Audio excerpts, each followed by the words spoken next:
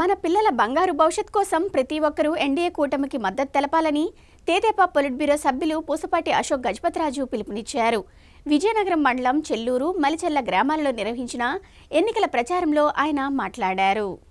CM Jaganmohan Reddy రాష్ట్రంలో అన్ని రంగాలను నిర్వీర్యం చేసి విధ్వంసక పాలన సాగిస్తున్నారని టీడీపీ పోలిట్ బ్యూరో సభ్యులు పూసపాటి అశోక్ గజపతిరాజు విమర్శించారు. విజయనగరం మండలం చెల్లూరు, మలిచెర్ల గ్రామాలలో ఎన్నికల ప్రచారం నిర్వహించారు. ముందుగా కూటమి ఎమ్మెల్యే అభ్యర్థి గ్రామంలో ఇంటింటి ప్రచారం నిర్వహించారు. టీడీపీ ప్రకటించిన సూపర్ 6 హామీలను ప్రజలకు వివరిస్తూ వచ్చే ఎన్నికల్లో సైకిల్ గుర్తుపై ఓటు వేసి ఎమ్మెల్యేగా తనను, ఎంపీగా కలిశెట్టి అప్పలనాయుడును గెలిపించాలని కోరారు. అనంతరం నిర్వహించిన బహిరంగ సభలో కూటమి ఎమ్మెల్యే అభ్యర్థి అతిథి విజయలక్ష్మి గజపతిరాజు మాట్లాడుతూ వైకాపా ప్రభుత్వ పాలనలో రాష్ట్రం అధోగతి పాలైందని, గ్రామాల అభివృద్ధి నిర్వీర్యం అయ్యిందని, కనీసం రహదారులు కూడా వేయలేదని విమర్శించారు. తెదేపా హయాంలో అన్ని గ్రామాలలో సీసీ రోడ్లు వేశారని అన్నారు. ఈ ప్రభుత్వంలో అన్ని రకాల వస్తువుల ధరలు పెంచేశారని, విద్యుత్ ధరలు ఎన్నడూ లేని విధంగా పెంచి ప్రజలను ఇబ్బందులకు గురి చేశారని విమర్శించారు. గ్రామాలలో పెద్దలు ఆలోచించి పిల్లల భవిష్యత్తును బాగు చేసే నారా చంద్రబాబు నాయుడుని ముఖ్యమంత్రిని చేయాలని కోరారు.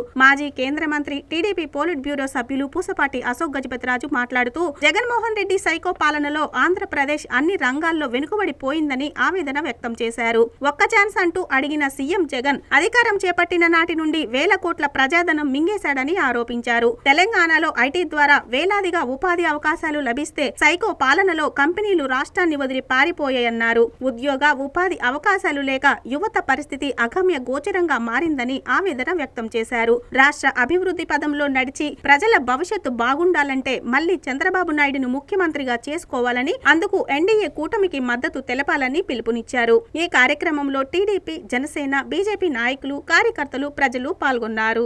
మహానుభావుడు వచ్చారు, ఒక ఛాన్స్ అని. ఆ ఛాన్స్ మీరు ఇచ్చేశారు. మిమ్మల్ని ఏమంటారు, గుండు కొట్టేయడం కాదు, మీ భవిష్యత్తుని నాశనం చేయడానికి పూనుకున్న విషయము నేను చెప్పక్కర్లేదు. ఏదో ఒకటి సాధించాంలే.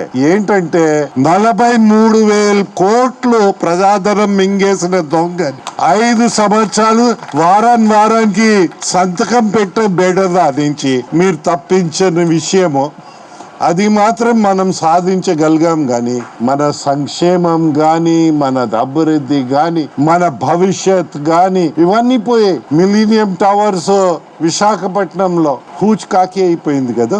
ఎవరికి నష్టమయ్యా? మన యువకులకి నష్టం. ఈ రోజు ఏ పరిస్థితుల్లో ఉన్నామంటే తెలంగాణలో 100 ఉద్యోగ అవకాశాలు ఐటీ ద్వారా మన పిల్లలకి లభిస్తే ఆంధ్రాలో ఒక్క అవకాశం రావడం కష్టం కిందన తయారై ఉందని విషయము మీకు నేను మనవి చేస్తున్నాను. అయితే మన ప్రజాప్రతినిధులు గమ్మత్తుగా ఉన్నారు. మొదట అంటారు, మా పార్టీని చూడకండి, నన్ను చూసి ఓటు వేయండి అని. అయ్యా, పార్టీ ప్రభావాలు ప్రజాప్రతినిధులపై ఉంటాయి, ప్రజాప్రతినిధుల ప్రభావాలు పార్టీపై ఉంటాయి. ఈ పెద్ద మనిషే కదూ ఇక్కడ తిరిగారు, నేను డబ్బున్న మనిషి అర్నా జూట్ మిల్స్ కొనేసి తిప్పుతానని, నేను డబ్బున్న మనిషిని సర్వాయిని కొనేసి తిప్పుతానని. అయ్యా, కొనేయడం ఎవరో కొన్నారు కానీ మిల్లు తిప్పడం మాత్రం మనం చూడలేదని విషయము నేను వేరేగా చెప్పక్కర్లేదు. ప్రతిరోజు మీరు చూస్తూ ఉన్నారు. మీకు కొన్ని రికార్డ్స్ కూడా సృష్టించారు. ఏంటా రికార్డ్ అంటే చూస్తే ఇప్పుడు ఈ మద్యం అమ్ముతా ఉంటారు. 5 సంవత్సరాల్లో మన దేశంలో ఏ రాష్ట్రం అమ్మలేని విధంగా 1,54,000 కోట్ల రూపాయలు.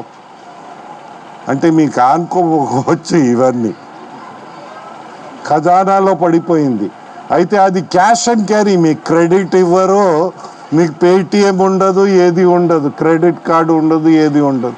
క్యాష్ అండ్ క్యారీ అని ఎంత డబ్బులు మీ దగ్గర లాగారో దయచేసి గమనించమని కోరుతా ఉన్నాను.